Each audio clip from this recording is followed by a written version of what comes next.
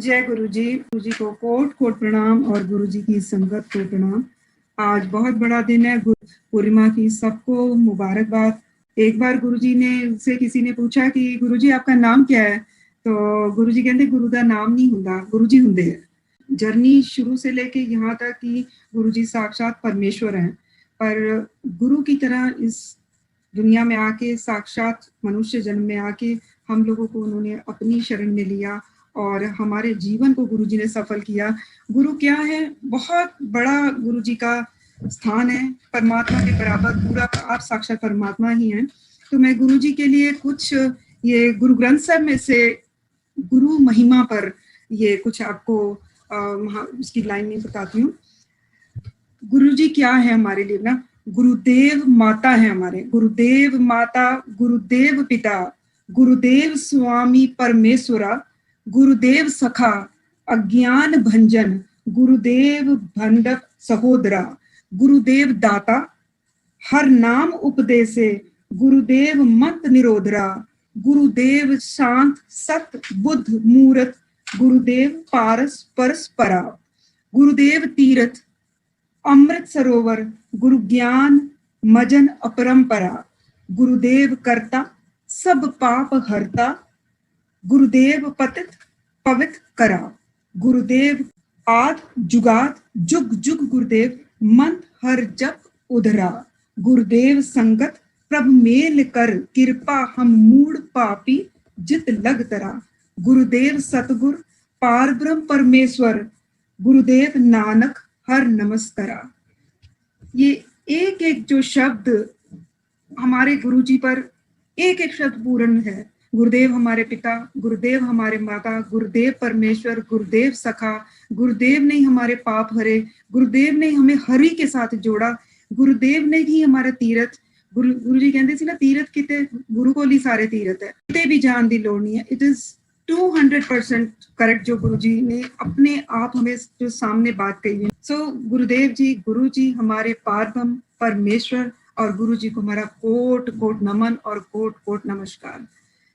जहाँ तक हमारे जीवन का सवाल, हमारी जर्नी का सवाल है, तो हमारी जिंदगी की एक एक चीज जो है वो गुरु जी की कृपा से ही है।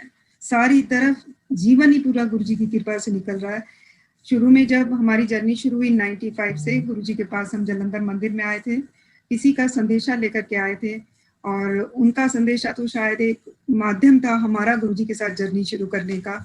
और गुरु जी कहते होते थे मैं एडमिशन देती, और ये गुरु जी की बहुत बड़ी कृपा, गुरु जी की बहुत बड़ी ग्रेस कि उन्होंने हमको एडमिशन दे करके अपनी क्लास में ले लिया। और आज तक शुक्र है उनका, मालिक का, कि अपनी क्लास में ही रखा हुआ है। अपनी सीख लगातार अपने हिसाब से गुरु जी हमारे कर्मों के हिसाब से हमको देते जा रहे हैं। तो जब हम गुरु जी के पास आए, उसके कुछ टाइम के बाद मेरी बैक प्रॉब्लम शुरू हो गई, और गुरु जी ने कृपा की, और मेरी काफ़ी ज़्यादा प्रॉब्लम थी जो कि मैं बेड लगाती होती थी। एंड गुरु जी की कृपा से गुरु जी ने मुझे एक दिन छोटा जो कमरा जालंधर मंदिर में है उसमें बुलाया और कहते इधर लेट जा।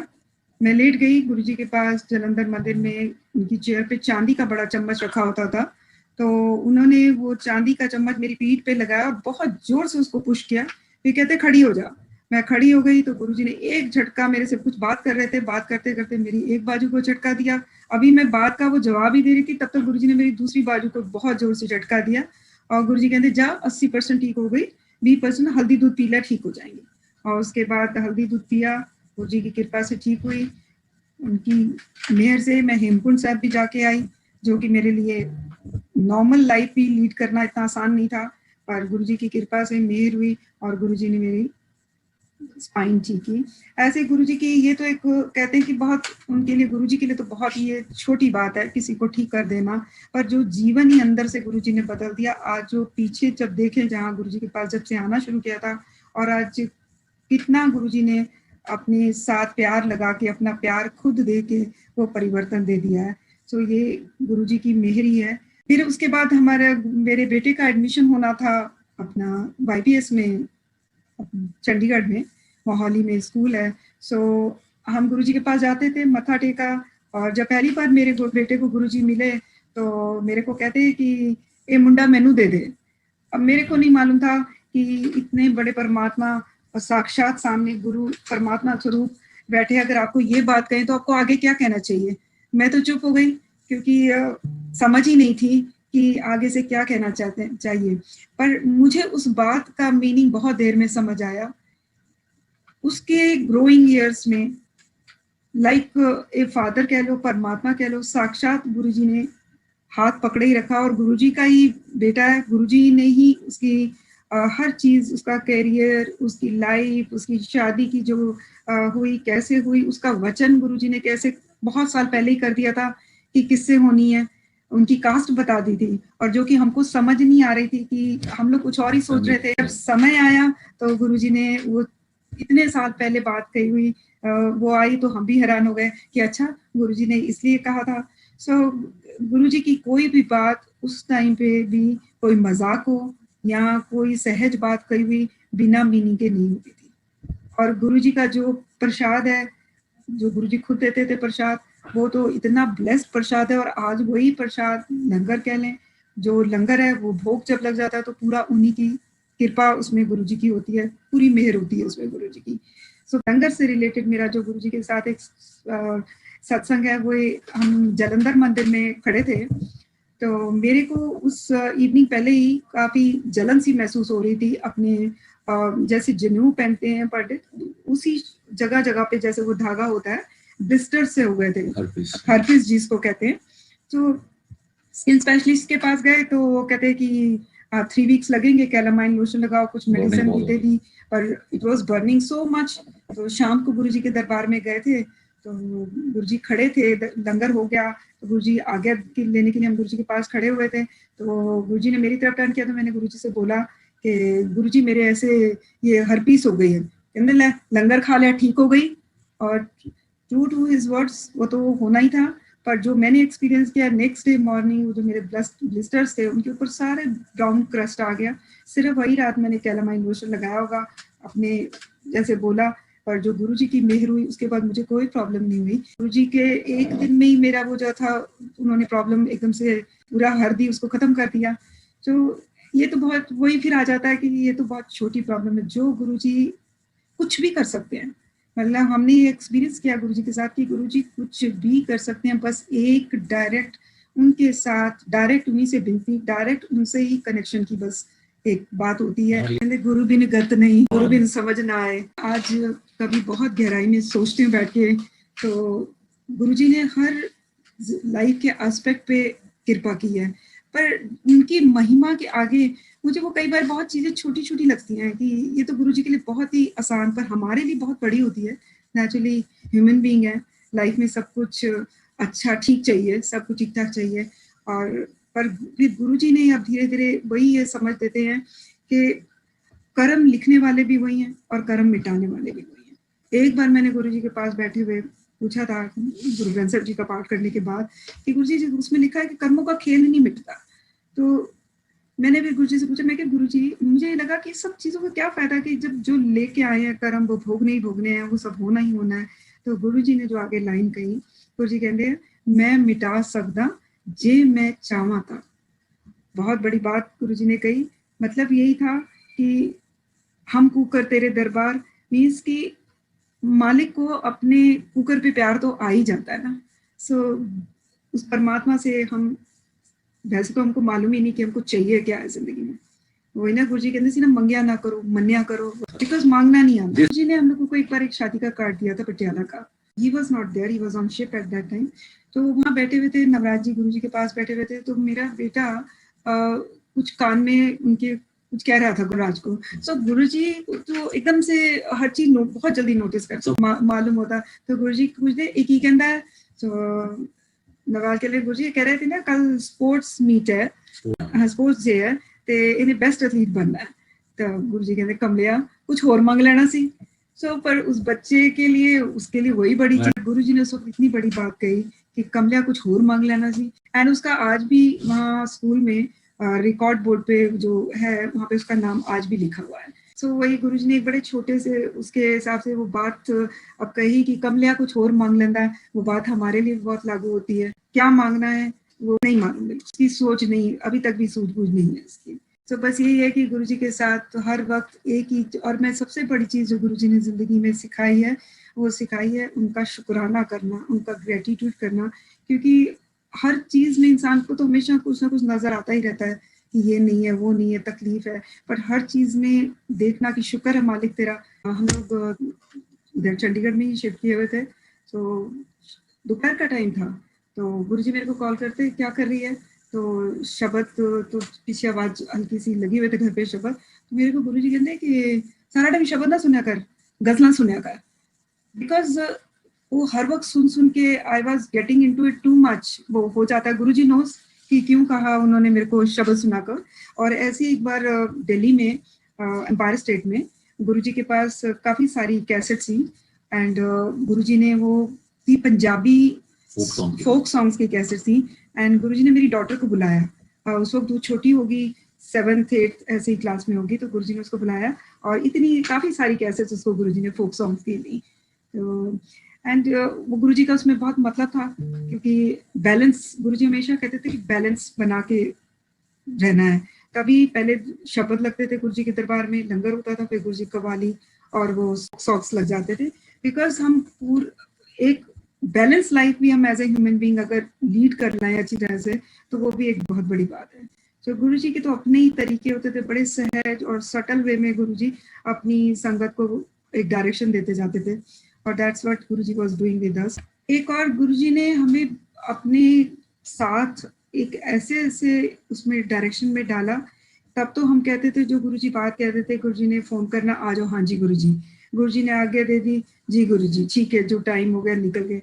बट आज उसकी बात समझ आती है, जो गुरबानी में भी लिखा है कि हुक्म अंदर सबको बाहर हुक्म ना कोई है, सारा कुछ जो सृष्टि ब्रह्मांड की रचना, हर चीज उस परमात्मा के हुक्म के अंदर से, हुक्म से ही है। उसकी रचना, हमारे जीवन में क्या क्या होना, क्या हो रहा है, उस चीज की एक्सेप्टेंस है उसी का हुक्म। और गुरुजी ने ये जो हमको सिखाया, उनके साथ जो हमने टाइम स्पेंड किया, उसमें गुरुजी ने हमको ये सारी बातें सिखाई। एक बार मुझे गुरुजी ने बोला, तू दिल्ली आ जा और कल चली जाए। सो एज आई प्रिज्यूम कि मैं एक दिन के लिए, गुरुजी ने मुझे बुलाया, मैंने अपनी वापसी की शताब्दी की टिकट ले ली, एंड शाम को जब आज्ञा का टाइम होया, तो गुरुजी मेरे को कहते, की प्रोग्राम है तेरा? मेरे को टिकट याद आ दिखा कि मेरे पास तो टिकट है, तो मैंने गुरुजी को बोला, गुरुजी मैंने जाना है। तो मैंने, मेरे को दोबारा गुरुजी ने फिर पूछा, कहते की प्रोग्राम तेरा? मैं गुरुजी जाना, मुझे फिर टिकट नजर आया अपना। तीसरी बार मुझे फिर 2 बार के बाद लगा, तीसरी बार फिर मेरे से गुरुजी ने पूछा कि की प्रोग्राम है तेरा? फिर मुझे लगा कि कुछ तो मैं जो है सही नहीं बोल रही, गुरुजी मुझसे बार बार पूछ रहे हैं। तो मैंने गुरुजी से बोला कि गुरुजी जो ਤੁਹਾਡੀ आ गया, कहते मेरे नाल इत्थे गल करना, means कि how could I decide, though I was having ticket in my hands and he told me also कि कल चली जाए, but then still how could I say, how could I decide कि मैं कल जाना है, because it was up to him only to decide. So वही है, परमात्मा के हाथ में सब कुछ है, हमारे उसमें नहीं चलता। तो देन गुरुजी स्माइल्ड ऑल्सो कि इसको 2 बार तो बात समझ नहीं आई, तीसरी बार जाके इसको बात समझ आई। सो वो गुरुजी ने उस वक्त सिखाया कि नहीं, आगे से तो फिर जब गुरुजी ने एक बार कुछ कहना, तो कभी आगे से कुछ नहीं कहा कि गुरुजी ऐसे करना है। जो गुरुजी ने कह दिया ठीक है, हाँ जी गुरुजी, जो जितने बजे बुला लिया, जितने बजे भेज दिया। और आज्ञा भी जब गुरुजी देते थे, तो गुरुजी यूज्ड टू से कि सीधा अपने घर जाया करो, राह च रुकिया ना करो बिल्कुल। सो मच सो कि हम जब चंडीगढ़ से निकलते थे, सो एक बार गुरुजी के पास हम दरबार में बैठे हुए थे शाम के टाइम पे, तो somebody asked us कि कितने बजे आप चले चंडीगढ़ से? तो हमने, हमारा जवाब गुरुजी ने दिया, कहते 1:30 बजे। सो जवाब गुरुजी ने दिया हमारा कि 1:30 बजे चले, और एग्जैक्टली 1:30 बजे हम लोग चंडीगढ़ से निकले थे। So he used to know everything. उनकी खुशबू की महिमा इतनी ज्यादा है गुरुजी की। आज भी गुरुजी अपनी खुशबू, अपनी कृपा के रूप में किसी न किसी को, अपनी संगत को जरूर महसूस करवाते हैं। एंड ऐसी साक्षात हमारे साथ हुआ कि एक बार दिल्ली मैं नहीं गई थी, तो मेरे मदर लॉ और ये दोनों गए गुरुजी के पास। तो गुरुजी ने पूछा भी कि अनु नहीं आई, तो इन्होंने बताया कि कारण क्या, क्यों नहीं आई। सो जब ये वापस दिल्ली से आए, सो जो कार में हमारी खुशबू थी गुरुजी की, मैं उसका बयान नहीं कर सकती। मतलब कार में बैठो, इतनी ज्यादा खुशबू। तो इन्होंने तब उसके बाद शिप भी ज्वाइन करना था, सो जब लास्ट में हम एक आध दिन के बाद जब इनको स्टेशन छोड़ के आए और जब वापस आके मैंने गाड़ी खड़ी की, उसके बाद खुशबू थी। सो गुरु जी कैसे, किस रूप में, कैसे कृपा करते हैं, अभी भी कर रहे हैं। वैसे बड़ा ब्रह्मांड है ये सारा, जितनी सृष्टि है, जहां तक हमारी नजर जाए वहां पर साक्षात हर जगह शिव ही शिव है। उन्हीं की कृपा है सब जगह, बाहर भी अंदर भी हर जगह वही तू ही तू है, बस सब जगह वही है। मतलब और कुछ है ही नहीं जिंदगी में, सब जगह। अब बाकी सब चीजें बहुत छोटी और बहुत फीकी है गुरु जी की कृपा के। यही गुरु जी का जो जल प्रसाद, जब गुरु जी की मेहर से मुझे भी एक बार जो गुरु जी जलंधर में रुद्राक्ष की माला डाल के जल प्रसाद देते थे, तो उनकी कृपा से वो जल प्रसाद मुझे भी मिला। पर उसका मैं बयान नहीं कर सकती कि जैसे जैसे वो जल प्रसाद अंदर जाता था तो लगता था कि एक एक आपकी खून के कतरे में जो मिल गया होगा तो गुरुजी ने प्योर कर दिया वो। मतलब इतनी उसकी अमेजिंग खुशबू, अमेजिंग, मतलब सेम वाज ये सचखंड का प्रसाद जो गुरुजी प्रोड्यूस करके देते थे, उसका भी बयान करना बहुत मुश्किल है। मतलब अलग ही ऐसे लगता था उस पे सचखंड के प्रसाद में इतने गुलाबों का। और एक बार गुरुजी ने मेरे सामने काजू की बर्फी का प्रसाद दिया, प्रोड्यूस किया हमारे सामने, और उसके बाद वो गुरुजी ने संगत में बांटा प्रसाद। मैंने भी थोड़ा सा जो मेरे पास आया मैंने थोड़ा सा उसको लिया, और जैसे अंदर गया, that was my first experience with him. तो इतना डिवाइन प्रसाद की उसकी मैं जितना चाहूँ भी तो एक्सप्लेन नहीं उसको कर सकती। एंड मैंने जाके फिर जो मेरे पास उस वक्त हैंकी था मैंने उसमें बांध लिया थोड़ा, और मैं जब घर लेके आई तो मैंने इनके लिए कबर्ड में रख लिया। तो जैसे ही मैं सुबह कबर्ड खोलूं, कभी भी खोलूं, तो एकदम से उसमें से खुशबू की लपटें बाहर आए। तो ये 2-3 महीने के बाद है, और उसमें से वैसे ही उस प्रसाद में से खुशबू, और आके जब मैंने इनको दिया तो उसका डिवाइन स्वाद भी वैसा ही।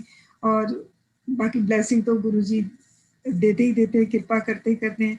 एंड सेम वाज गुरुजी के चोले से भी, जब गुरुजी चोले का प्रसाद अपना दे देते थे, उन्होंने उनकी कृपा मेहर से उनके जो चोला पहनते थे गुरुजी ने 2 बार प्रसाद दिया, और उसकी भी खुशबू कितनी देर तक उसकी खुशबू कपड़ में से आती रहती थी, क्योंकि मेरे को हुक्म था उन चोलों को सिल के पहनने का।